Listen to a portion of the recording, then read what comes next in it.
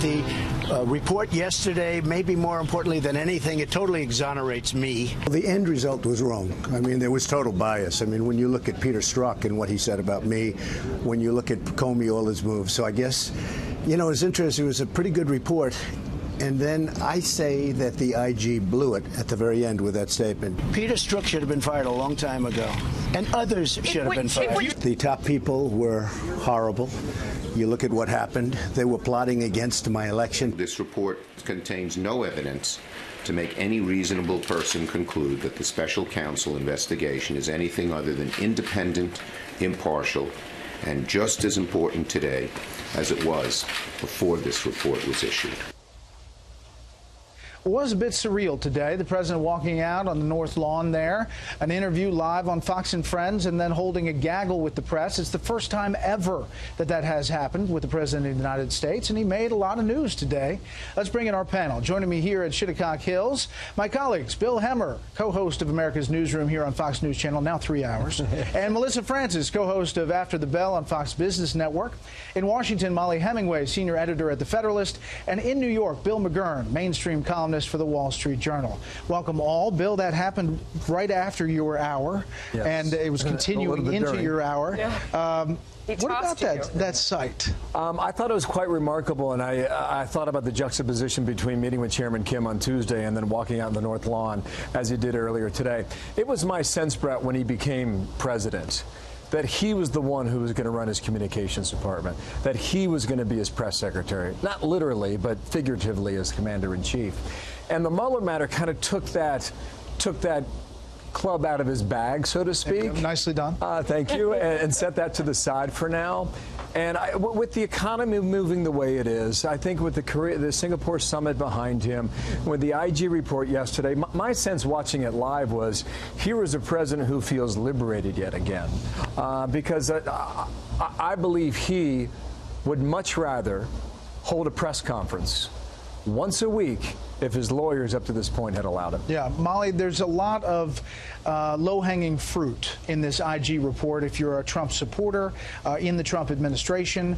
I think there were a lot of people I talked to who said they were disappointed with the characterization that it was a nothing burger from the start. Yeah, I read all 568 pages, and I have the lack of sleep to prove it. Chuck Schumer is absolutely wrong about what he said about this report. It was an exhaustive, detailed look at widespread corruption, bias, poor judgment, bad decision-making throughout the FBI, well, as focused on that Comey, on the Clinton probe.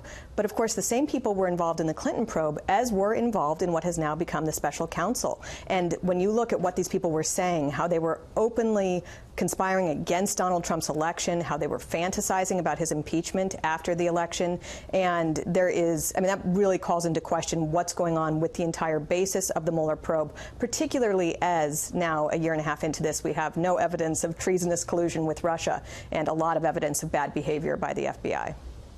We'll obviously see if there is another IG report to come. The other news made today was about China. Take a listen to what the president said and China's reaction. Well, we're just going to do $50 billion on $50 billion of high technology equipment and other things coming into the country, because so much of our secrets, you know, we have the great brain power in Silicon Valley, and China and others steal those secrets.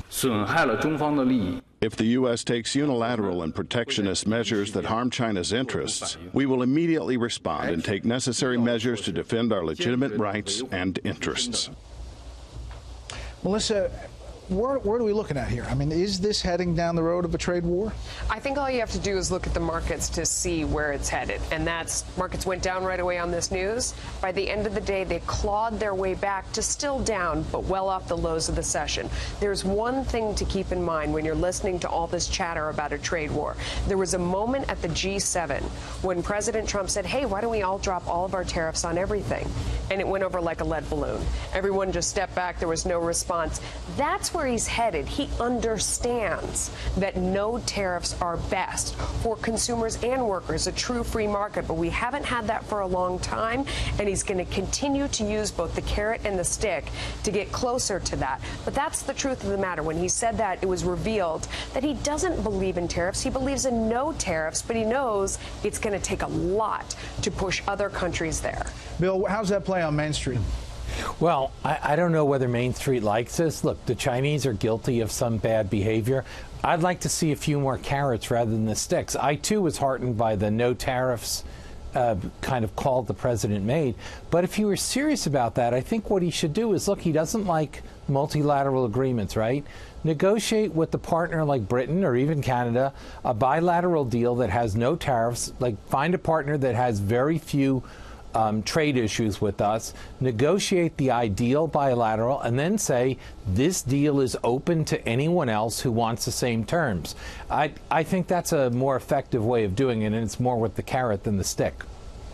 All right, let's talk immigration. Here's what the president said about that this morning and some reaction. I'm looking at both of them. I certainly wouldn't sign the more moderate one. What does the bill have to have in it? I need a bill that gives this country tremendous border security. I have to have that. We have to get rid of catch and release. Does that mean the wall? We have to have the wall. If we don't have the wall, there's no bill. We are waiting the president to clarify his comments. We've negotiated the 4 pillars deal, his deal. And the president asked this House to act. Everybody says to the public, yes, we want to work in a bipartisan way. Well, you have the opportunity to do it. And you have retreated.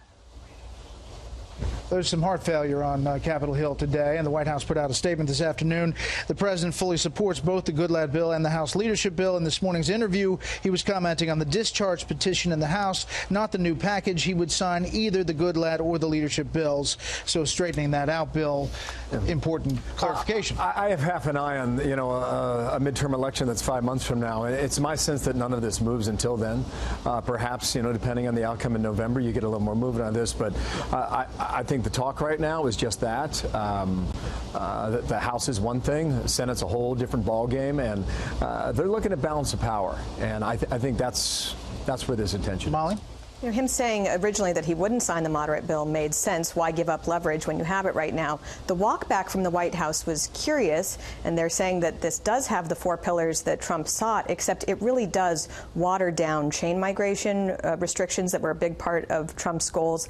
And it also expands the amnesty in a way that is really dangerous in how much people who are children of temporary foreign workers would be able to apply for amnesty. That's a really uncontrolled program there, and I think that the White House should think a lot about whether they really truly are on board with this or whether they're giving up way too much and losing their leverage. Bill, both sides are saying the other side is preventing them from getting the bill across the finish line. How does this play? To Bill's point here, it seems like it may push past Election Day. Yeah, I think that's been the history. Look, I'm old enough to remember I was in the Bush administration when the bipartisan deal fell apart. It's very hard to get immigration through. I think some people would rather have the issue than have it resolved. There should be a pretty easy path, at least on DACA or something, to give the president his wall, which he's not going to back down on, in exchange for some of the things Democrats want on DACA. So it's kind of sad because we're not going to get anywhere until we start taking this apart piece by piece. Last thing, where we began, he took over the news cycle.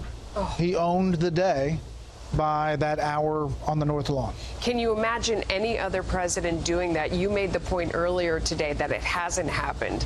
It is that astounding. That is the kind of presidency we're going to have. And you look at the reporters went wild. They looked like a frenzy team of I don't know what, yapping puppies, something. Others said that he looked like the crazy one. It was definitely an unusual scene. Filled the day. Yep.